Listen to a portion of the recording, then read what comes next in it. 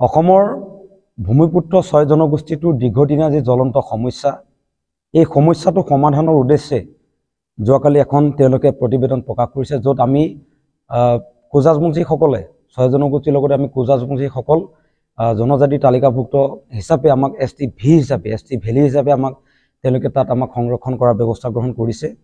আৰু সেই সমগ্ৰ ঘটনাটোৰ কাৰণে আচলতে আজি আমি সংবাদমেলখন আমি আয়োজন কৰিছোঁ।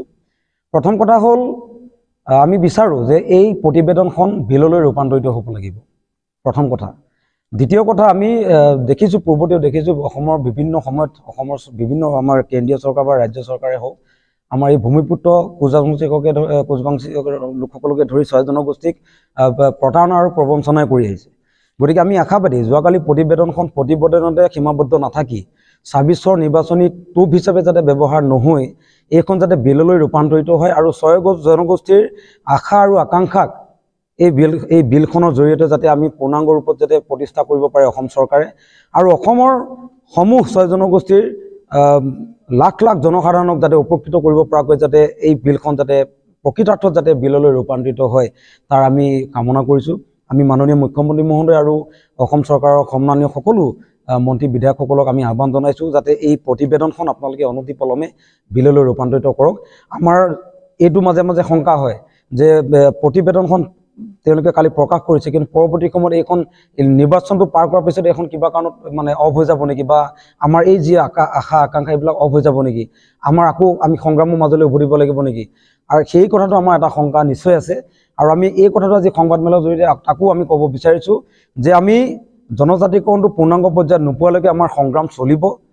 আমি ২৬ৰ নিৰ্বাচনলৈকে আমি আশাৰে বাট চাই আছোঁ। এই ২৬ৰ নিৰ্বাচনৰ প্ৰাক মুহূৰ্তত আমাৰ যি ST বা আমাক যি জনজাতিকৰণৰ ক্ৰাইটেৰিয়াৰ মাজত সোমোৱাইছে, এই সম্পূৰ্ণ প্ৰক্ৰিয়াটো তেওঁলোকে নিৰ্বাচনৰ প্ৰাক মুহূৰ্তত সমাপ্ত কৰিব লাগিব। অন্যথা আমি আকৌ বুলি ক'লে আচলতে ভুল হ'ব, যিহেতু বছৰ বছৰ ধৰি আমাৰ সংগ্ৰাম চলি আহিছে জনজাতিকৰণৰ কাৰণে। আমাৰ সংগ্ৰাম চলি থাকিব, অনাগত দিনতো চলিব। আমি প্ৰয়োজন সাপেক্ষে আমি ন' ST ন' ভোট ক'বলৈ বাধ্য হ'ম যদি আমাক চৰকাৰে এই প্ৰতিবেদনখন যদি বিললৈ ৰূপান্তৰিত নকৰে।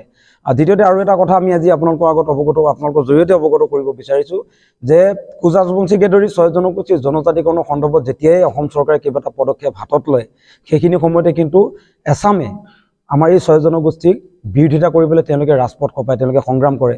আমি তেওঁলোককো আজি এই সংবাদমেলৰ জৰিয়তে আমি আহ্বান জনাব বিচাৰিছোঁ। আমি সকলো ককাই ভাই, আমি কোৱা নাই যে আপোনালোকৰ পৰা কাঢ়িবলৈ আমাক দিয়ক, আমি সেইটোও কোৱা নাই। আমি কৈছোঁ যে আপোনালোকৰ কোনো ক্ষয় ক্ষতি নোহোৱাকৈ আমাক জনজাতিকৰণ প্ৰদান কৰক। তাৰ পাছতো ভাতৃঘাতী সংঘৰ্ষ সৃষ্টি কৰাৰ উদ্দেশ্যে আপোনালোকে যদি এইবিলাক কৰিছে, তাৰ পৰা আপোনালোকক কৰজোৰে অনুৰোধ জনাইছোঁ, সেইবিলাক নকৰিব। আমিও আপোনালোকৰ ককাই ভাই, আপোনালোকো আমাৰ ককাই ভাই, আমি একেই তেজ মঙহৰ মানুহ। গতিকে ৬ জনগোষ্ঠীক যদি জনজাতিকৰণ প্ৰদান কৰা হয়, তেতিয়াহ'লে আমি ভাবোঁ অসমখন সুৰক্ষিত হ'ব।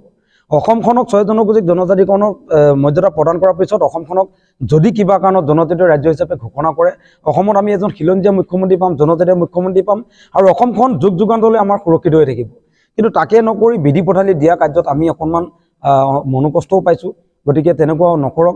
যোৱাকালি আপোনালোকে দেখিছে কোকৰাঝাৰ আমাৰ BTC সচিবালয়ত গৈ ছাত্ৰ ছাত্ৰীসকলে যি মানে আচবাবকে আদি কৰি বিভিন্ন তেওঁলোকে ধ্বংসলীলা কৰিছে, সেইটো আচলতে এখন প্ৰকৃততে গণতন্ত্ৰ দেশত সেইবিলাকে শোভা নাপায়। কাৰোবাৰ কিবা ক'বলগীয়া আছে আপোনালোকে গণতান্ত্ৰিক মাধ্যমেৰে ক'বলৈ চেষ্টা কৰক, কিন্তু এনেকৈ যদি বাৰে বাৰে আপোনালোকে ৬ জনগোষ্ঠীক বিৰোধিতা কৰে, আমি বুজিম কি যে আপোনালোকে আমাক প্ৰকৃতত আপোনালোকে আমাক শত্ৰু বুলি জ্ঞান কৰিছে। কিন্তু আমি ভাবোঁ যে আমি কিন্তু আপোনালোকক শত্ৰু বুলি নাভাবোঁ, আপোনালোক আমাৰ সহোদৰ ককাই ভাই। গতিকে তেনেকুৱা কাণ্ড কাৰখানাৰ পৰা আপোনালোকে বিৰত থাকক। ৬ জনগোষ্ঠীক আপোনালোকে বিৰোধিতা কৰাৰ কোনো উদ্দেশ্য নাই।